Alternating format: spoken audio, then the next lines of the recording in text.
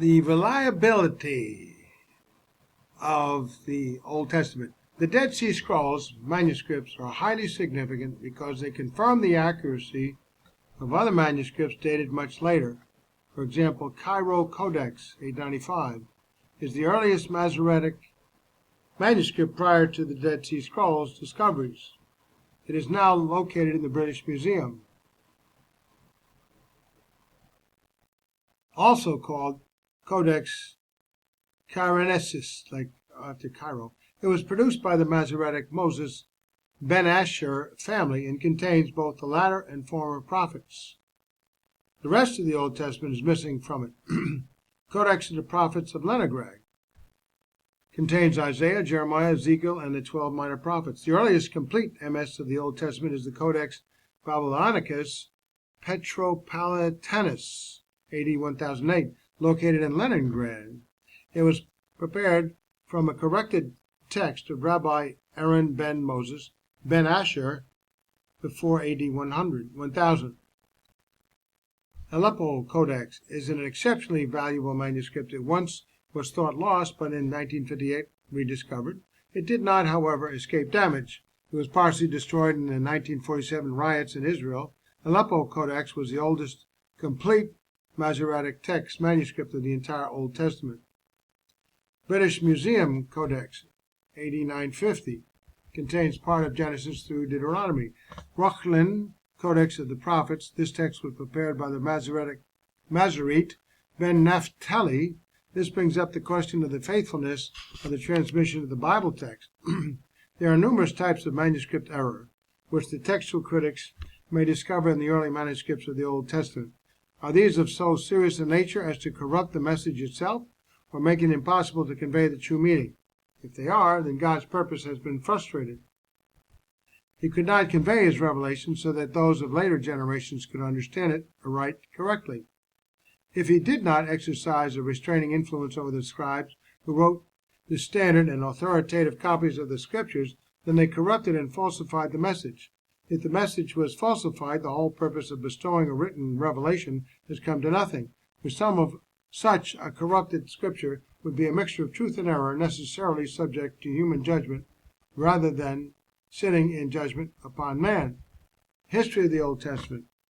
Rabbi Akiba, 2nd century AD, with a desire to produce an exact text, is credited with saying that the accurate transmission of Masoreth of the text is offense for the Torah. Harrison, IOT 211. In Judaism, a succession of scholars was charged with standardizing and preserving the biblical text, fencing out all possible introduction of error.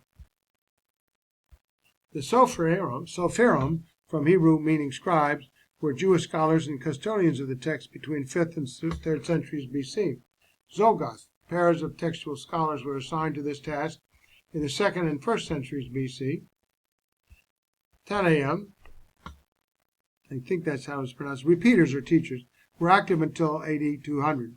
In addition to preserving the Old Testament text, the work of Tanaim can be found in the Midrash, textual interpretation, Tosefta, addition, and Talmud, instruction, the latter of which is divided into Mishnah, repetitions, and Gemara, the matter of to be learned. The Talmud gradually was compiled between AD 100 and AD 500.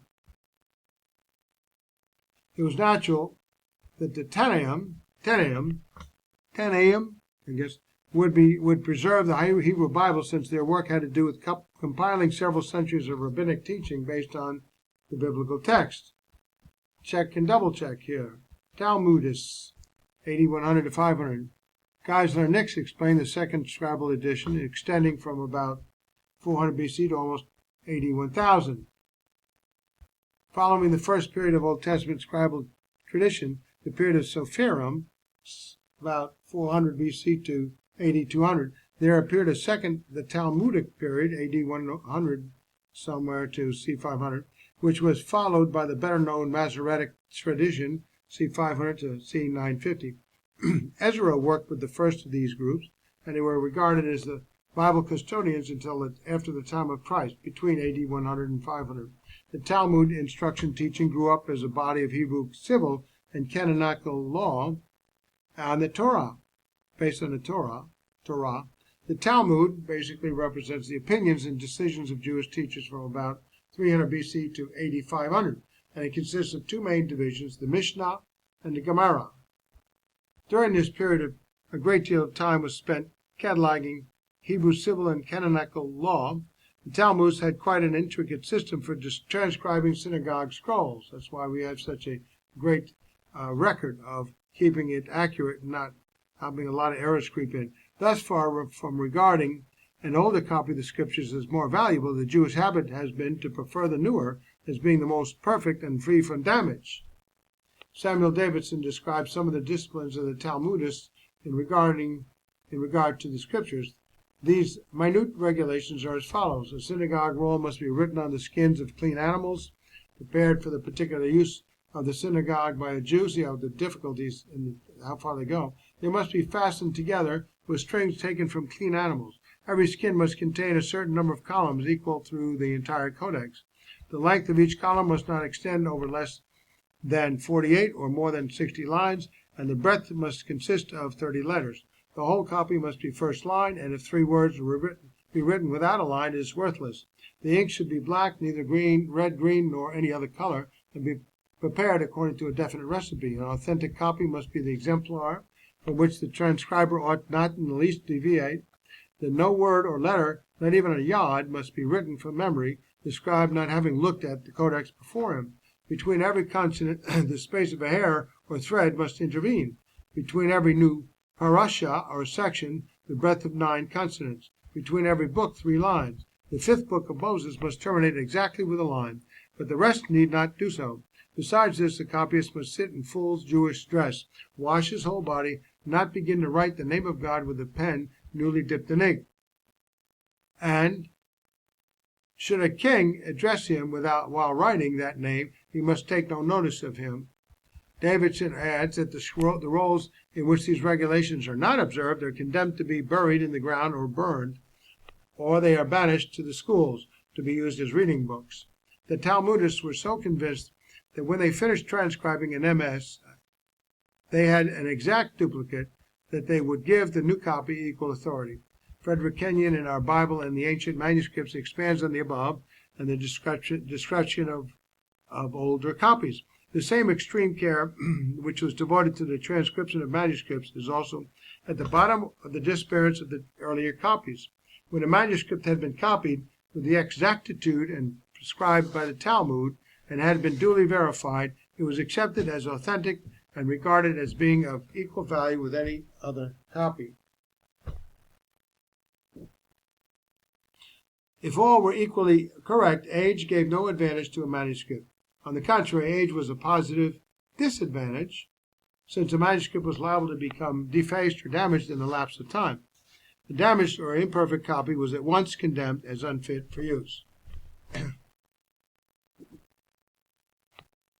Attached to each synagogue was a geniza, or a lumber cupboard, in which defective manuscripts were laid aside, and from these receptacles, some of the oldest manuscripts now extant have in modern times been recovered.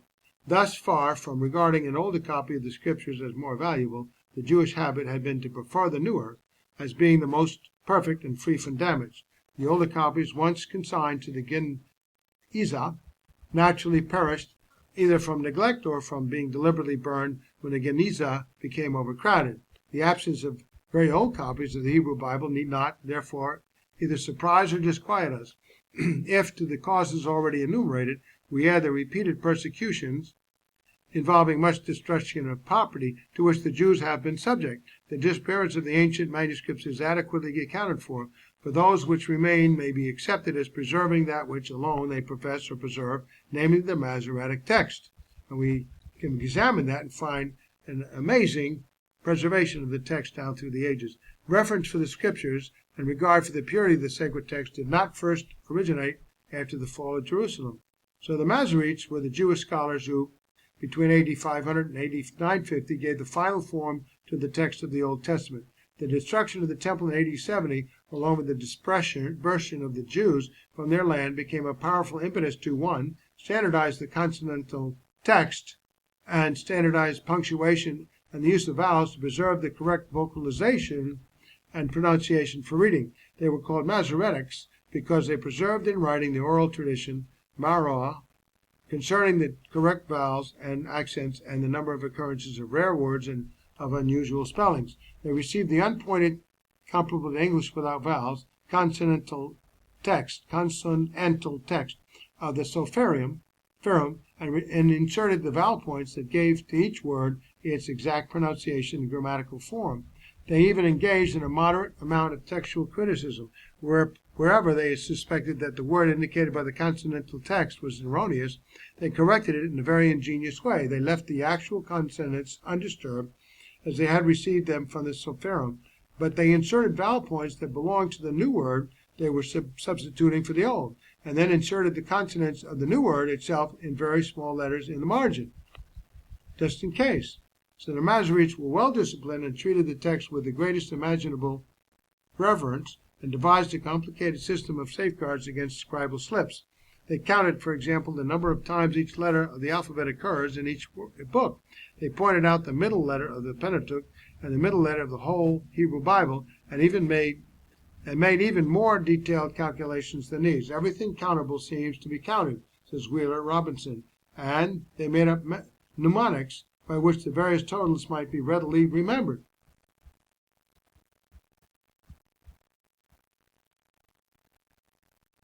Now, there were two major schools or centers of Masoretic activity, each largely independent of the other, Babylonian and the Palestinian. The most famous Masoretes were the Jewish scholars living in Tiberias in Galilee, Moses ben Asher with his son Aaron, and Moses ben Naphtali, we'll fix the O there, in the late 9th and 10th centuries. The Ben Asher text is the standard Hebrew text today and is best represented by Codex Leningradiensis and the Aleppo Codex. The Masoretes, from Masoretic tradition, accepted the laborious job of editing the text and standardizing it. Their headquarters was in Tiberias.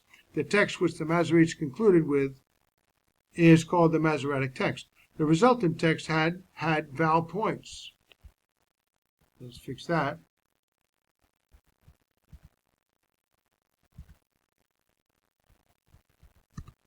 Added in order to ensure proper pronunciation. This Masoretic text is the standard Hebrew text today. The Masoretes were well disciplined and treated the text with the greatest imaginable reverence and devised a complicated system of safeguards against scribal slips. They counted, for example, the number of times each letter of the alphabet occurs in each book. They pointed out the middle letter of the Pentateuch and the middle letter of the whole Hebrew Bible, and made even more detailed calculations than these. Everything countable seems to be counted, says Wheeler Robinson, and they made up mnemonics by which the various totals might be readily remembered. Flavius Josephus, and the Jewish historian, 1st century, writes, "We have given practical proof of our reverence for our own scriptures. For, although such long ages have now passed, no one has ventured either to add or to remove or to alter a syllable, and it is an instinct with every Jew from the day of his birth to regard them as the decrees of God, to abide by them, and, if need be, cheerfully to die for them. Time and again, ere now, the sight has been witnessed of prisoners enduring tortures and death in every form in the theaters, rather than utter a single word against the laws and the allied documents." The scribes could tell if one consonant was left out of, say, the entire book of Isaiah or the entire Hebrew Bible. They built in so many safeguards that they knew when they finished that they had an exact copy. Sir Frederick Kenyon says, "Besides recording varieties of reading, tradition, or conjecture, the Masoretes undertook a number of calculations which do not enter into the ordinary sphere of textual criticism. They numbered the verses, words, and letters of every book. They calculated the middle word and the middle letter of each, the enumerated verses, which contain all the letters of the alphabet or a certain number of them, and so on. The trivialities, as we may rightly consider them, had yet the effect of securing minute attention to the precise transmission of the text, and they are but an excessive manifestation of a respect for the sacred scriptures which in itself deserves nothing but praise." The Masoretes were indeed anxious not to that not one jot or not one tittle, one smallest